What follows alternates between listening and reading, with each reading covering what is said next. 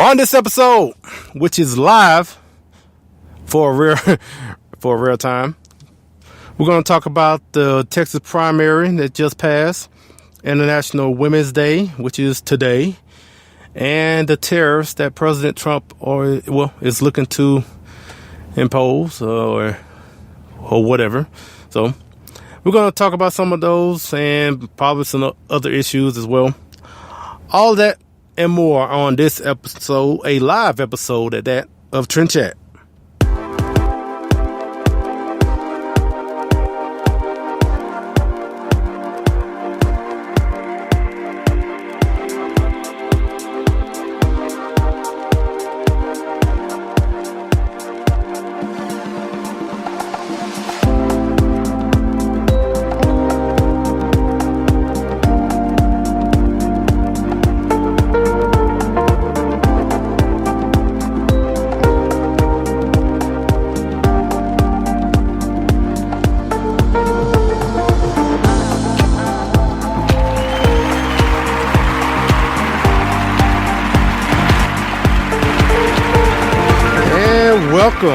Welcome to another episode of Trend Chat. I'm your host, Brian Bledsoe. And if you want to connect with us, whether on Facebook, Instagram, or Twitter, it's all the same name, Trend Chat 24/7.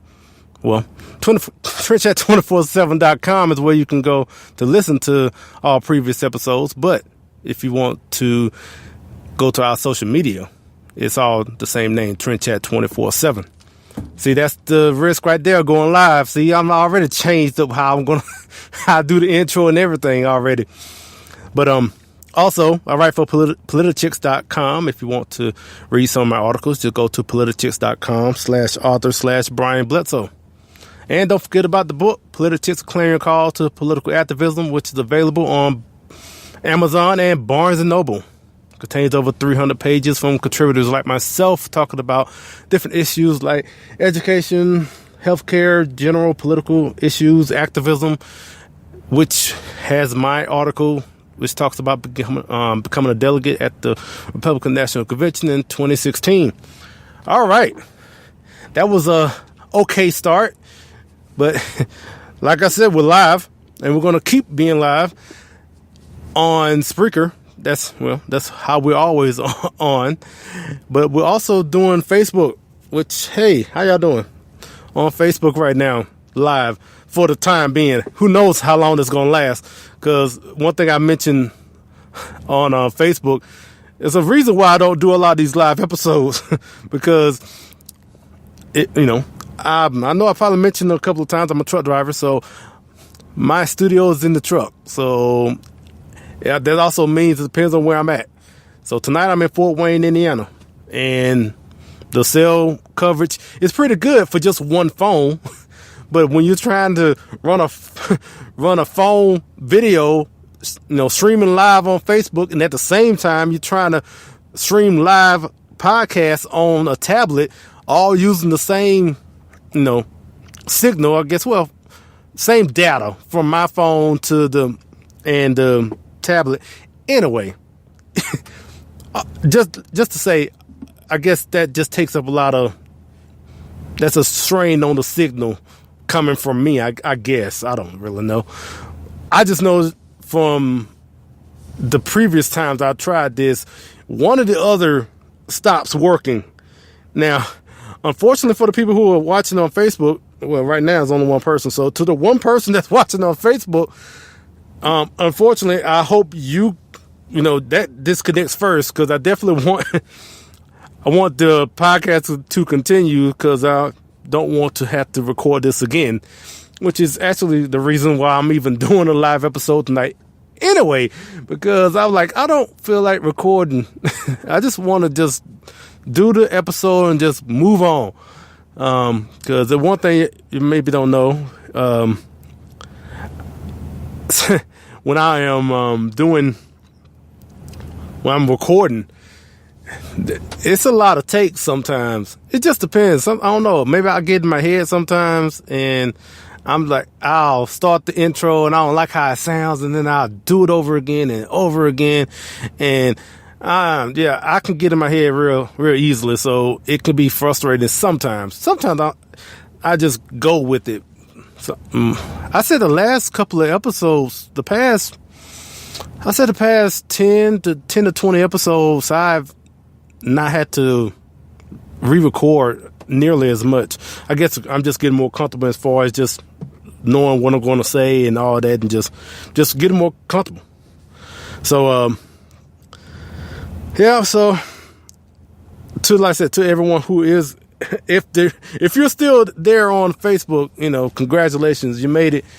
The signal has not cut you out yet. If you're listening here on Spreaker on TrentChat247.com, I appreciate that very much. We also, one thing I don't really say much is because like I said, I don't really do a lot of live episodes, but we also have a chat inside TrentChat247.com. When you listen on there is a chat. I actually can't tell you how to get there because I haven't done it, and that is, that's my bad. It really is.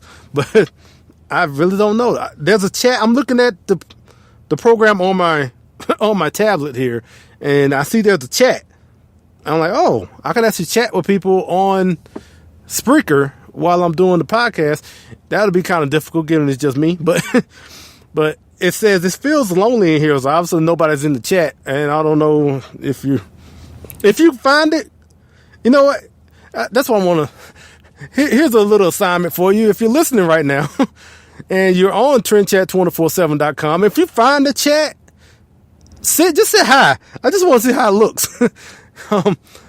Yeah, I don't even know how that even works. I might reply only because I just don't know how. It says write your message. Anyway, I'm really giving you a bunch of behind the scenes stuff right now that I need to get into what I said I was going to talk about. So first thing is the Texas primary, which passed on Tuesday. That's when it was, and I was. Like I said, I was fortunate enough to be able to vote because I was on the road and I didn't know if I was going to get back in time on Tuesday to vote, but I'm definitely glad I did. And it's funny. Let me talk about this story that happened when I went to the poll, my polling location. So I'm on my way walking in, and I parked my truck in the back. I mean, I don't have the whole trailer and all. I just have the cab, and I park in the back, and I'm walking toward the front. And if you go to any polling location on whatever day, wherever the polling location is, you come across a lot of poll workers, campaign workers for, various campaigns, and they're advocating for their candidate and saying, hey, you come in to vote for so-and-so or whatever. So on my way in, this one guy approached me. He said, are you on yet? Well, let me just say this. My polling location was at the water department. So just because you're walking into this building doesn't automatically mean you're going to go and vote. You might be going to pay your water bill or something. So they had to ask everybody, are you going in to vote? Because, you might be doing other business. So, yeah, he said, so you're on your way in to vote? I said, yes. You voting Democrat? Now, for the people that are listening, if you don't know me, I am black. And if you're seeing me on Facebook, you see that now too. So, but yeah. So, and just to say, this is what was I could say he was a Jewish man. I guess an older Jewish man, probably in his 50s. And the reason I say, I can easily say he was Jewish because he had the headdress, the thing you put on that they have on top of the head. I don't really know the name of it, but you know what I'm talking about. And so, yeah, he asked me, am I voting Democrat? And I said no. And the look on his face when I said that, he was like, oh, you don't look like a Republican. That's how he said it too. He's like, you don't look like a Republican. Now, after I said no, I started walking away. So, Yarmulke. Okay, yeah, that's the name of it. So, he was wearing that on top of his head. So that's why I'm like, okay, he's Jewish. So, but yeah, he said, so the Jewish man said, you don't look like a Republican. And I was like, well, I didn't say nothing at first, but then as I was walking, to the door to go vote, I was like, well, sorry to bust your bubble. I kind of said it in a sarcastic way. I wanted to say something else. I wanted to actually get into a discussion, but unfortunately I was like in a real hurry. I was there to vote and just keep moving because I was, under a load and I had to deliver and I had just enough time to go in and vote and just keep going, keep moving on the road. And so, but yeah, so it was funny.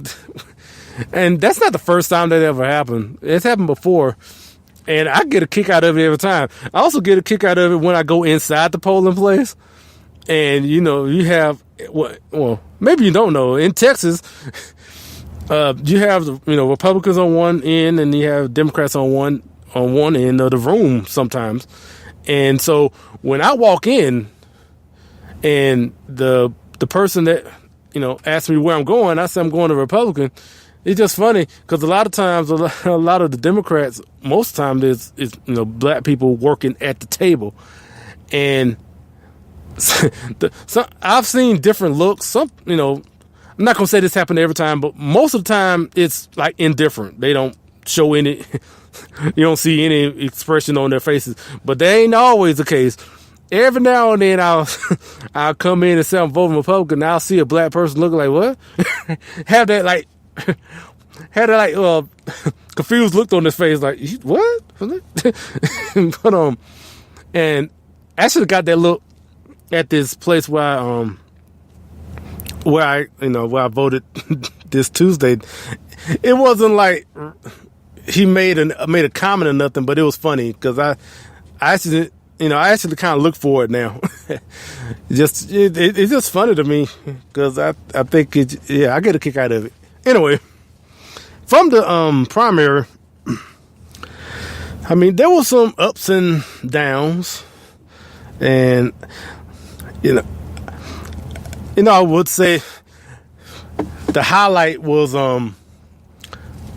Ted Cruz won his primary, but that's not so much a highlight only because that was just that was a foregone conclusion. I mean, come on, you really think he was going to lose? So that was a given. And even what they talking about, Governor Abbott and Lieutenant Governor Dan Patrick, yeah, you figured they were going to win. But I will say the highlight of the primary for me was Texas Representative Jason Villalba lost to Lisa Luby Ryan. That was the highlight for me. I don't know how many people listening, if you're not from Texas, and you have no clue who he is. The people who are in Texas, and especially if you live in the Dallas area, you know who I'm talking about. But this guy, for one, he has been basically just daring anybody to run against him. And I'm just going to make a very general statement about him right quick. Just say, he's a rhino. Just put it that way. I'm just not going to really get into all like what he is. Just a typical rhino in the Texas House. Used to be in the Texas House now. But anyway, this guy, he was just daring any challenger to go against him in the primary. And this time he had somebody and he lost. That was a highlight of my night, for real. It was good to see the good members especially from the Texas Freedom Caucus to retain their seats. There were some that weren't all of them that were already in office retained their seats, but there were some others that I kind of hoped other rhinos that that I definitely would have wanted to lose their seat to someone to maybe that be a lot more conservative. You have representatives out there who went out and basically said one thing to basically appeal to conservative voters, only to go to Austin and basically turn into your typical rhino, down in Austin. And so a couple of them had challengers that a good number of them did not win. So those same as Austin establishment Republicans are going back for another 2 years to basically do what they do. And it's up to we, the people of Texas, to do what we do and hold them accountable and try to help out the good guys down there in Austin. And hopefully they will get some, speaking of the Texas Freedom Caucus, hopefully they'll get some more members or, to the caucus and do some positive change down there in Austin next year. So it's going to be interesting next year with all of that. And yeah, like I said, it was good overall, the primary, pretty much. So now, anyway, moving on toward naturally we're not moving on to the general because a lot of these races weren't decided on election day, so they're going off to a runoff. So I think that's in May. Oh, what I'm saying May. Is it May? Maybe I forgot. I think it's May 22nd. But so that's actually the next step, and then after that, then on to the general. But yeah, so also I did post something. Speaking of the primary, it's not like my name wasn't on the ballot. Let me put it this way: my name wasn't on the ballot, but I am. I wanted to become precinct chair in my precinct in Arlington, Texas. And, first all you had to do is fill out the little application and then, have your name on the list. And if no one else files, then you basically run unopposed and just wait till July to become a precinct chair, which that's what I did. It's funny because I posted a status saying, I ran a clean, unopposed campaign to become precinct chair in precinct 2553, which running a campaign basically meaning that I just filed and just filed and waited. That's really all I did. So, but I am looking forward to actually, becoming precinct chair and walking around the neighborhood and just to get a feel of the people there.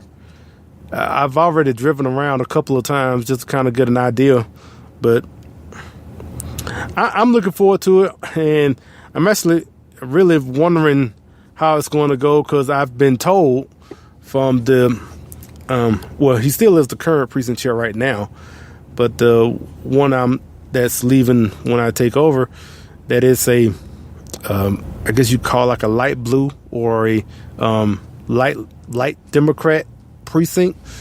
So I kind of look at that as a challenge. Maybe try to see if I could change that.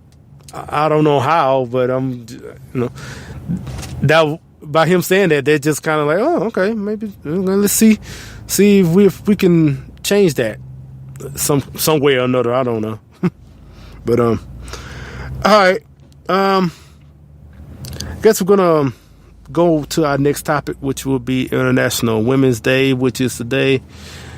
Not gonna really have a lot to say about this well, I have something to say. So before I get to that, let's hear from my friends with the Founding Project. Hello, Trend Chat listeners. If you like the Founding Project's Civics Education video series, Civics for All Ages, and our educational meme series, we think you will love our new website. Join us at thefoundingproject.com and be a part of the civics movement. The Founding Project is a 501c3 education nonprofit. Please join us today. So, today is International Women's Day. So, well, for one, isn't this National Women's Month too? So, but yeah, so like I said, happy International Women's Day to the ones who care about it. So, clap it up for everyone. Now, like I said, I'm not going to have too much to really talk about this. Actually, I want to use this time to kind of do what we did on all our social media, well, except for Instagram. We did it on Facebook and Twitter. But what we did was that we wanted to highlight the organizations or the groups out there that we know are not going to get recognized when the mainstream media talks about when they say Happy International Women's Day, they'll talk about all these other organizations. I guarantee they talked about the Women's March, and they probably brought up Planned Parenthood or NARAL, who knows, Girl Scouts, which I don't know if they still are connected with Planned Parenthood or not, but I'm pretty sure those are the ones you hear about. And so, but I want to do something different because I know all those are getting all the praise, and praise that they really shouldn't get, because Planned Parenthood just is killing women in the womb, and Women's March is run by a radical Muslim woman. So, but and who is in favor of Sharia law, and that was kind of weird for Linda Sarsour, I guess the founder of the Women's March, to be all she's for Sharia law, and then she goes to Paul Ryan's office and get arrested. And I remember seeing someone post that I'm pretty sure she doesn't want to be on the Sharia law now, given that she got arrested. Given that her, if you go with Sharia law as opposed to American law, I'm pretty sure she would like American law right now. While she, when she gets arrested, she wouldn't want that what she would get if she was back home.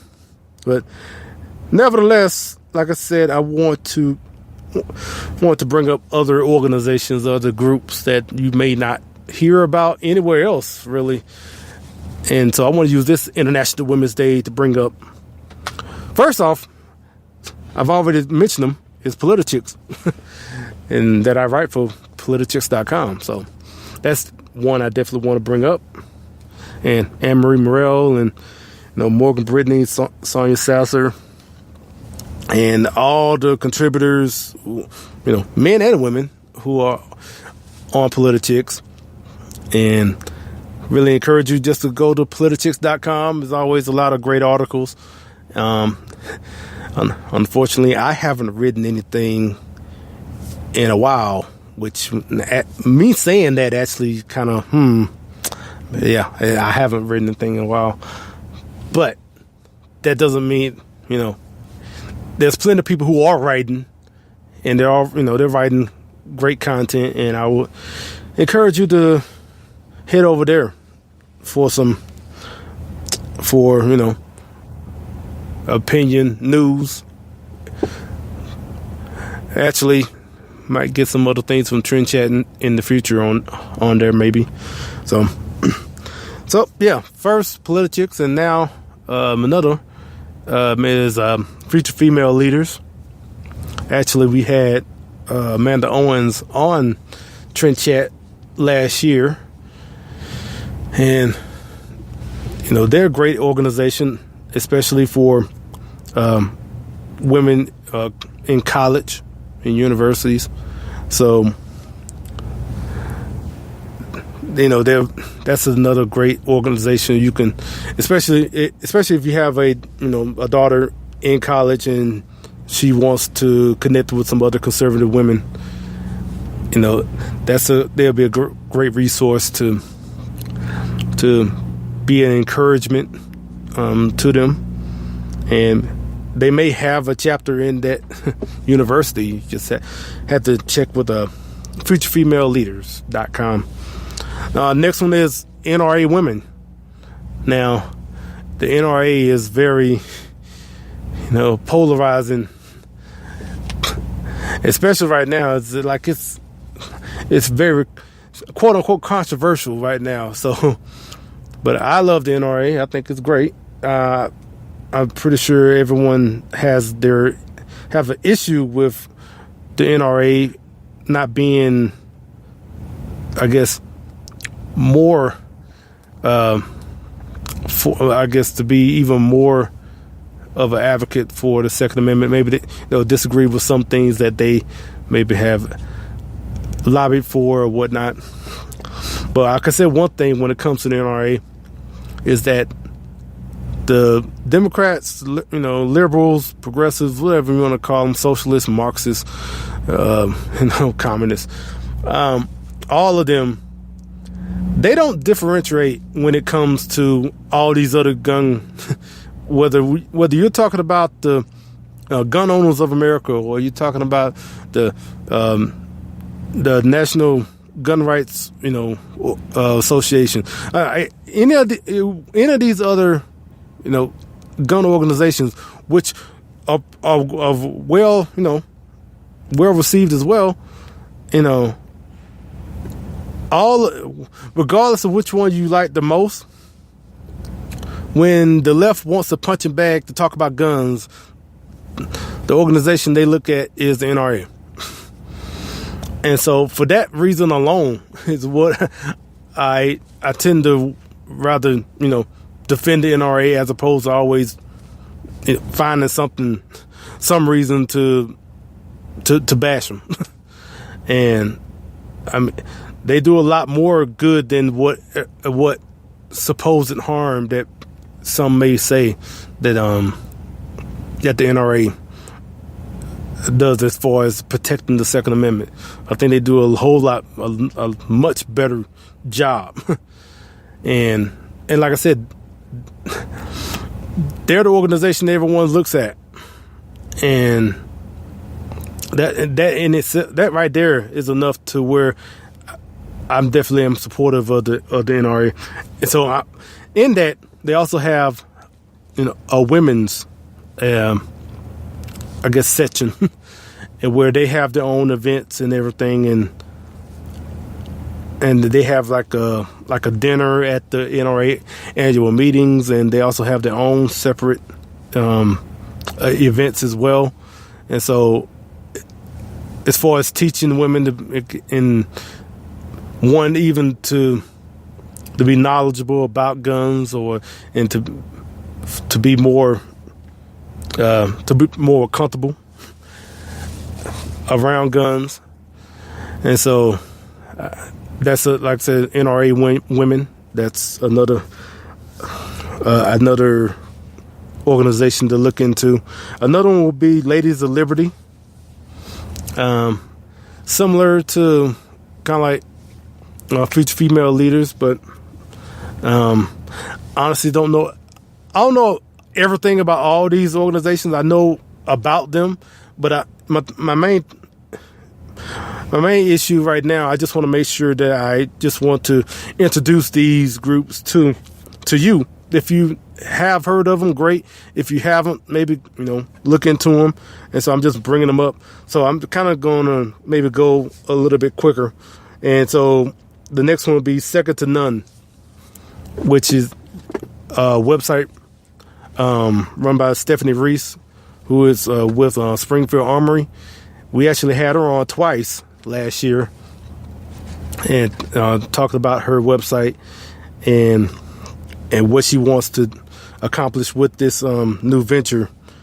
And right now it's kind of like a lifestyle website, kind of, focused on women and to kind of show a Second Amendment lifestyle geared towards, more of a female-focused lifestyle website, if that helps. Sound like it didn't, but I would just say I talked with Stephanie Reese a couple of months ago, and I don't have the episode number, but it was like in December. And she talked about it, and she did a much better job than I just did. So I would just say go back to that episode where she talked about it. Network of Enlightened Women, which also deals in college and universities. They're looking to expand. They have a lot of chapters on the East Coast. They're looking to expand out west, and like I said, this organization is kind of like the one I mentioned before, and but I'm mentioning like some of these groups.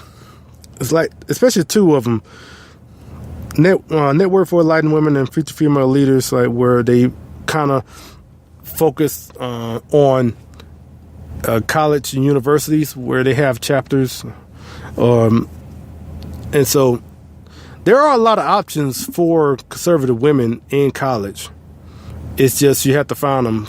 And I'm mentioning these two because, it's International Women's Day, but also you have Turning Point, which is also in the colleges as well. So, and if you go on that, there's others outside of Turning Point as well. So there are options. I just want, if your parents listening right now, there are options out there for that conservative that is in college right now. So I said another one. I'm going to mention just the other two, the Independent Women's Forum and the Claire Luce Booth Policy Institute. So, and Well-Armed Woman. So the fact that I just said well-armed woman, it kind of tells you what it's about. It's about having women well-armed. So there are other organizations as well. I just wanted to highlight those only because, like I said, I'm pretty sure you're not going to hear about them during whenever CNN or whatever is talking about International Women's Day. They're definitely not going to highlight these groups or the women behind these organizations. Antonia Okafor, her initiative with Empowered, as far as just like the name says, just empowering women to be comfortable with guns and to just know their right to self-defense. And another one is Alexo. Well, I'm gonna make sure I get this. Alexo Athletica, which is a brand of active wear for women, but it's also a brand to where it makes that has, I guess you can has like running pants that where you can conceal carry, or where you can carry your weapon of choice, put it that way, because it's not just for guns. It could be pepper spray or knives or whatever. So those two as well. So I'll say look all into all of those if you want to support, these organizations. And yeah, so all right. Wow, that didn't know we were going that long, but then again, I definitely wanted to give just all these organizations. Just want to give them some, give them a shout out. And once again, so happy National Women's Day, everybody. Well, to the women, I guess. So, all right. I guess we'll get into these tariffs since I got a couple more minutes. So, but before that, let's hear another word from our friends with the Founding Project. Hello, Trend Chat fans. The Founding Project invites you to experience our latest resource to take civics to citizens, TFP's new website. Visit us at www.thefoundingproject.com. Be a part of the civics movement with the Founding Project. The Founding Project is a 501c3 education nonprofit. Join us today.